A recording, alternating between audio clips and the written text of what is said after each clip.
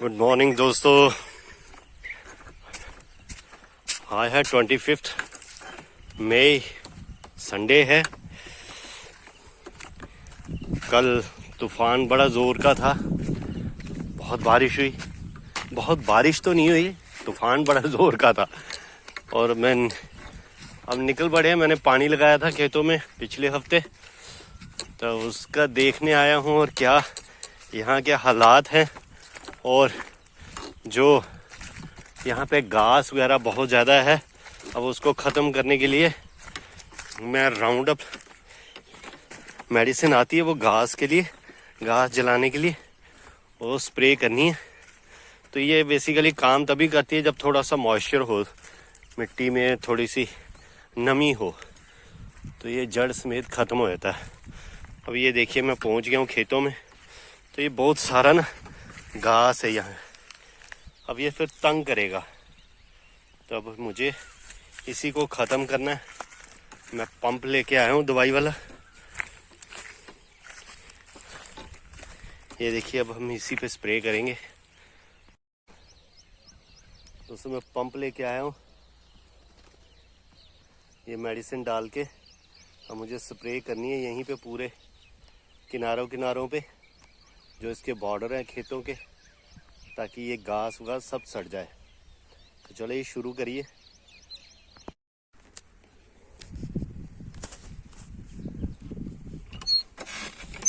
दोस्तों स्प्रे इसलिए की जाती है, ये स्प्रे करने के बाद क्या होगा, अब जहाँ तो ये हम इसको मैनुअली दराटी के साथ काटें, तो जहाँ फिर क्या करना पड़ता है, उसमें टाइम बड़ा लगता है। तो जिनके पास टाइम नहीं होता वो इन घास को क्या करते हैं, बस मेडिसिन ये राउंड अप फेंकते हैं हम लोग, तो जिससे ये घास सारा सड़ जाता है। तो फिर जहाँ फिर कई लोग होते हैं वो आग लगा देते हैं, वो भी बहुत ज़्यादा नुकसानदेह है।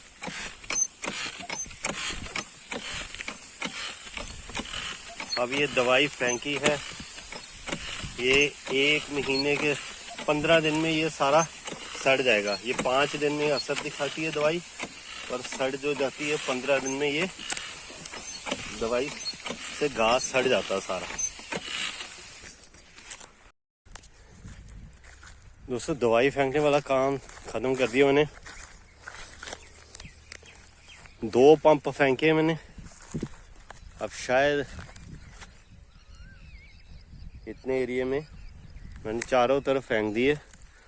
तो अब बीच में देखेंगे, जहाँ पे बीच में कुछ कसर रह गई होगी नाली नुली में, तो फेंकेंगे। दवाई फेंकने का मकसद ये है कि इस वक्त घास दौड़ता हुआ आता है, पानी लगता है तो घास दौड़ता हुआ आता है धूप में। तो अगर एक बार फेंकी होगी, अभी आगे 3 महीने आराम से निकल जाएंगे, 4, क्योंकि फसल लगानी है। नहीं तो जितना हम खाद डालेंगे, जितना वो सारा असर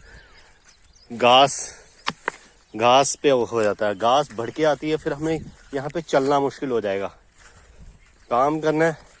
नहीं तो घास बड़ी बड़ी हो जाएगी, जंगल बन जाएगा। जंगल बन जाएगा तो यहाँ पे सिर्फ सांप रहेंगे, फिर हमें काम करने में दिक्कत आएगी। इसलिए इसको पहले एक बार सफाई करना बड़ा ज़रूरी है।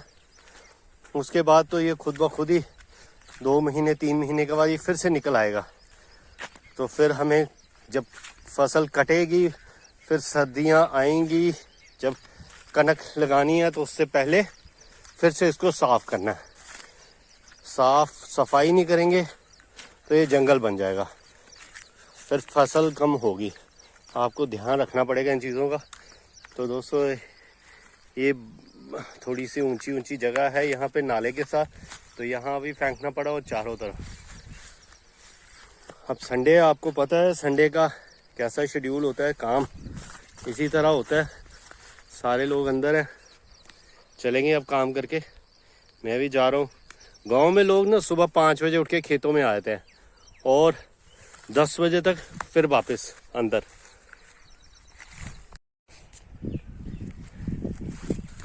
इसके उलट क्या होता है शहरों में ना, शहरों में लोग 9-10 बजे उठते हैं और रात के 12-1 बजे सोते हैं। और गांव में उलट क्या है, लोग रात को 9 बजे सो जाते हैं, 8 बजे भी सो जाते हैं और सुबह 5 बजे उठ जाते हैं। इसलिए गांव के लोगों की ना इम्यून सिस्टम जो है, इसलिए माना जाता है वो स्ट्रांग होता है, फिजिकली हार्ड वर्क करते हैं। जो सुबह उठने वाला काम है ना, वो सबसे इम्पोर्टेंट है।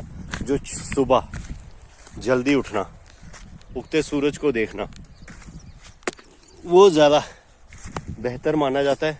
इसलिए शायद हाँ, ये है कि गांव के लोग थोड़े से एजुकेशन उनकी कम होती है।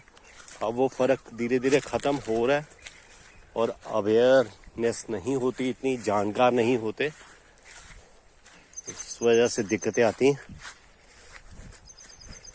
चलिए दोस्तों, आज का काम ख़त्म, चलते हैं अब घर की तरफ।